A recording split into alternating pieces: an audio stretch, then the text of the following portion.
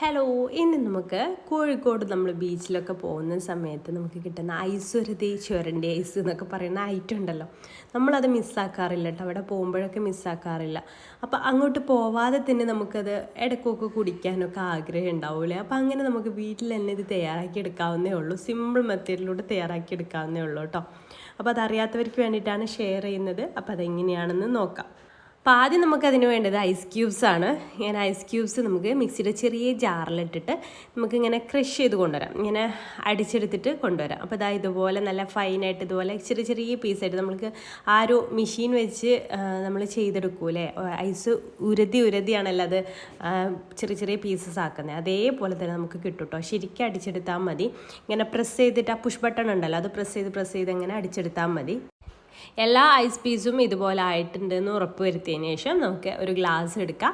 ആ ഗ്ലാസ്സിലേക്ക് പിന്നെ എല്ലാം സിമ്പിളാണ്. ഗ്ലാസ്സിലേക്ക് നമ്മളിത് അടിച്ചെടുത്ത ഈ ഐസ് അതിലേക്ക് ഇട്ട് കൊടുക്കാം. കുറച്ചധികം തന്നെ നമുക്ക് ഐസ് ക്യൂബ്സ് വേണ്ടി വരും കേട്ടോ. ഒരു ഗ്ലാസ്സിലേക്ക് തന്നെ ഇപ്പം ഞാൻ എടുത്തത് മുഴുവനായിട്ട് ഏകദേശം വേണ്ടി വരും.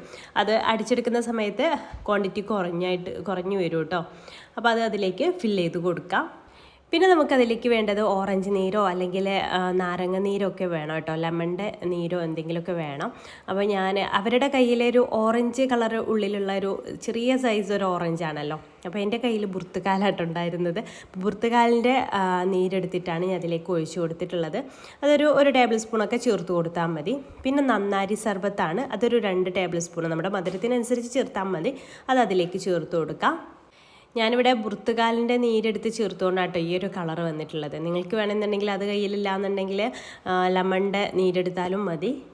പിന്നെ നമ്മളിതിലേക്ക് ചേർത്ത് കൊടുക്കാൻ പോകുന്നത് കസ്കസാണ്. ഒരു 10 മിനിറ്റ് സോക്ക് ചെയ്യാൻ വേണ്ടിയിട്ട് വെച്ചിട്ടുണ്ടായിരുന്ന കസ്കസാണ് കേട്ടോ എടുത്തിട്ടുള്ളത്.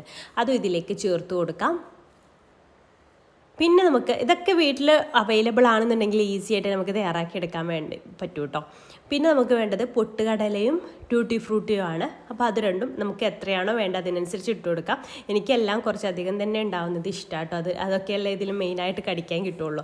അപ്പോൾ അതൊക്കെ ഇതിലേക്ക് ചേർത്ത് കൊടുക്കാം. നമുക്ക് എത്ര വേണം അതിനനുസരിച്ച് ചേർത്ത് കൊടുക്കാം. അതിനൊന്നും ഒരു എക്സാക്റ്റ് അളവൊന്നുമില്ല. അത് ചേർത്ത് കൊടുക്കാം. പിന്നെ ചേർത്ത് കൊടുക്കുന്നത് ഓപ്ഷണലാണ്. ഹോർലിക്സിൻ്റെ പൗഡറാട്ടോ ചേർത്തിട്ടുള്ളത്. അവർ നമുക്ക് ഹോർലിക്സ് പൗഡറോ അല്ലെങ്കിൽ ബൂസ്റ്റ് പൗഡറോ ഒക്കെ ചില ഇതിൽ നിന്ന് നമുക്ക് ഇട്ട് തരാറുണ്ട്. എന്നാൽ ചില ഷോപ്പിൽ നിന്ന് അത് ഇട്ട് തരാറുമില്ല, പ്ലെയിൻ ആയിട്ട് ഇതുപോലെ തരാറാണ്. അപ്പോൾ നിങ്ങൾക്ക് എങ്ങനെയാണോ ഇഷ്ടം ആ രീതിയിൽ ചെയ്യാം. ഓപ്ഷണലാണ്. ഞാൻ വീഡിയോക്ക് വേണ്ടി മാത്രമാണ് ഹോർലിക്സ് പൗഡർ ഇട്ടിട്ടുള്ളത്. എനിക്കതില്ലാതെ പ്ലെയിൻ ആയിട്ട് കുടിക്കാനായിട്ട് ഒന്നുകൂടെ ഇഷ്ടം.